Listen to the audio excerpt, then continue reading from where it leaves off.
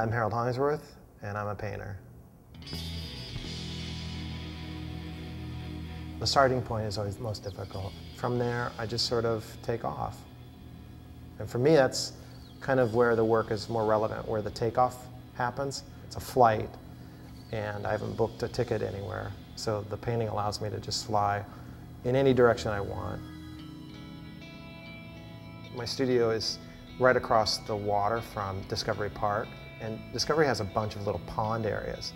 And I would find myself kind of getting above on tree limbs. It's kind of like a little monkey. I'd climb and sort of look into these ponds and see the layering of pond scum.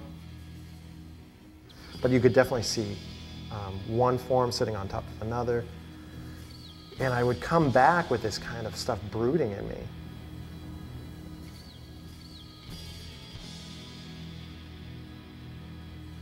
Curiosity led me to being a painter.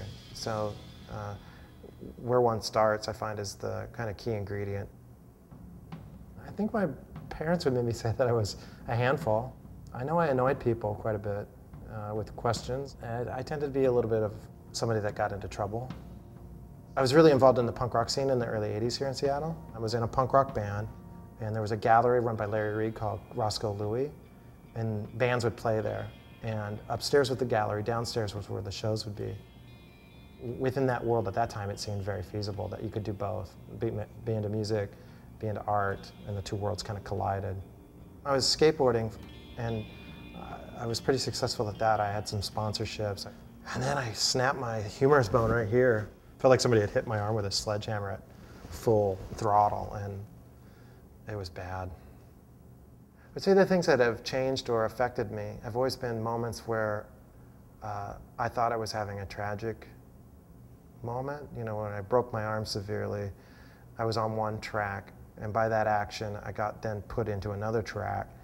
The only thing I could do was draw and paint and write, so that really got me set into that groove. I put the energy that I was putting into these extracurricular activities and put it into that. And they took off from there.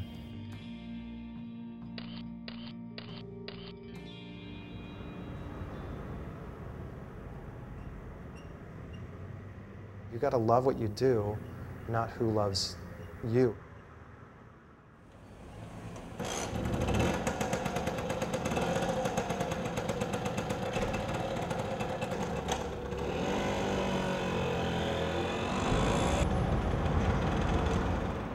The diorama stuff, or the tilt shift photography, and now videos that I'm starting to work with, do what I think I try to do with the paintings, which is shrink a certain sort of way of thought or work down to almost a toy-like appearance or a playfulness that has always infused my work. If there was one thing that I could say that definitely threads its way through the work that I make, is this sense of play.